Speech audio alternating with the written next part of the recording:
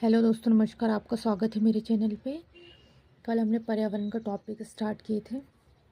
जितनी भी गैसें थी, है ना, जो आवरण बने हुए थे, जो डिग्रीज़ के साथ उनका टेम्परेचर था और मंडल वगैरह, ये सब हमने पर्यावरण में देखे कल, है ना। तो आज सेकंड वीडियो है, उसी के आगे से स्टार्ट करते हैं। उसके आगे से यहाँ से ग्रीन हाउस गैसों से स्टार्ट करते हैं, है ना। ग्रीन हाउस गैस यहाँ तक कल हो चुका था, यहाँ से आज स्टार्ट करते हैं। आइए, ग्रीन हाउस गैसें हैं। क्या है ग्रीन हाउस गैसें? तो जो ग्रीन हाउस गैसें हैं वो CO2 है, CFC है, CH4 है, NO2 है ना।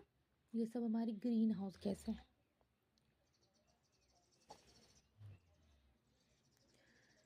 वायु में जल की उपस्थिति कहलाती, क्या कहलाती? जब वायु होती है और वहाँ जल उपस्थित हो तो वो क्या कहलाता है? वो कहलाता है हमारा आर्द्रता। ठीक है, वायु के अंदर जल की उपस्थिति ही हमारी आर्द्रता कहलाती है। तो वो आर्द्रता याद रखना है। वायुमंडल की आर्द्रता मापक यंत्र कौन सा है? तो वो है हाइग्रोमीटर। वायु में जल की उपस्थिति होगी तो वो कहलाएगा आर्द्रता। अब यही आर्द्रता को हम वायुमंडल में किस चीज, कौन सी यंत्र के द्वारा मापेंगे? हाइग्रोमीटर के द्वारा। भूमंडल के कितने भाग पर जल है? तो 71%, 71% भाग पर क्या है? हमारे भूमंडल पे जल है ना। वायुमंडल में जल वाष्प की मात्रा कितनी होती है? जब पूरा खुला हुआ आवरण क्या है हमारा? वायुमंडल। मतलब पृथ्वी के जो चारों ओर गैसीय आवरण है वो हमारा वायुमंडल कहलाता है। उसमें जो जल वाष्प होता है उसकी मात्रा कितनी होती है? तो 0 से 4% किसकी मात्रा होती है? जल वाष्प की, हमारे वायुमंडल में। और वायुमंडल क्या है? पृथ्वी के चारों ओर जो गैसीय आवरण होता है वो कहलाता है वायुमंडल। जीवमंडल पर ऊर्जा का मूल स्रोत क्या है? तो जीवमंडल पर ऊर्जा का जो मूल स्रोत है वो है सूर्य। जीवमंडल पे सूर्य के थ्रू ही ऊर्जा प्रदान की जाती है। सौर्य विकिरण का पृथ्वी पर क्या पहुंचता, मतलब कितने परसेंटेज भाग पर पहुंचता है? सौर विकिरण का जो कितना भाग है, क्या परसेंटेज भाग है, वो पृथ्वी पर पहुंचता है? तो 51%, 51% जो भाग है वो पृथ्वी पर पहुंचेगा, सौर विकिरण। समवहनीय वर्षा होती है। क्या है समवहनीय वर्षा? तो समवहनीय वर्षा है जो विषुवतीय क्षेत्रों में होती है। समवहनीय जो वर्षा है वो विषुवतीय जो क्षेत्र होते हैं वहाँ होती है। और अधिकतम वर्षा कहाँ होती है? वो भी कहाँ होती है? विषुवतीय क्षेत्रों में। कहाँ होती है? विषुवतीय क्षेत्रों में।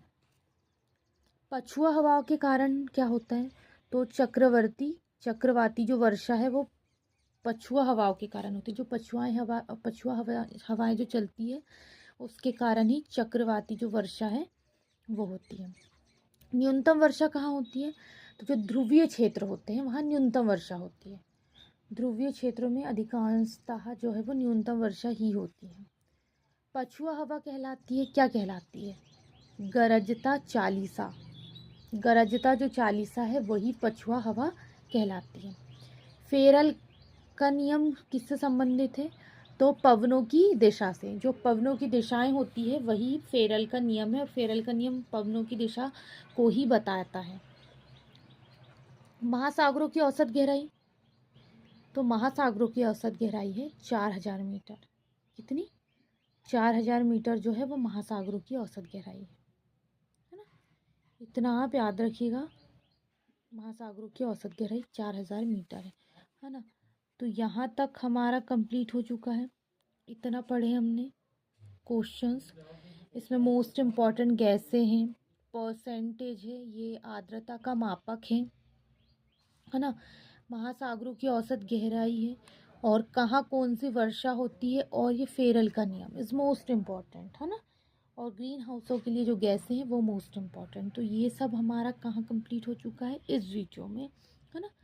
और कल का ये था तो इसको भी आज रिवीजन कर लीजिएगा। ये जो कल का इम्पोर्टेंट क्वेश्चन है ये, और आज हमने पढ़े इतने, है ना।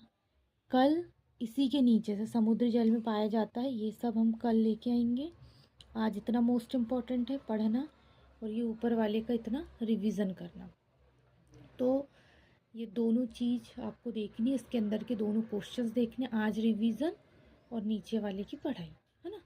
इतना मोस्ट इम्पॉर्टेंट देखना है और इसके बाद हम कल इसी के नीचे से लेके आएंगे। तो आज के लिए बस इतना ही। धन्यवाद।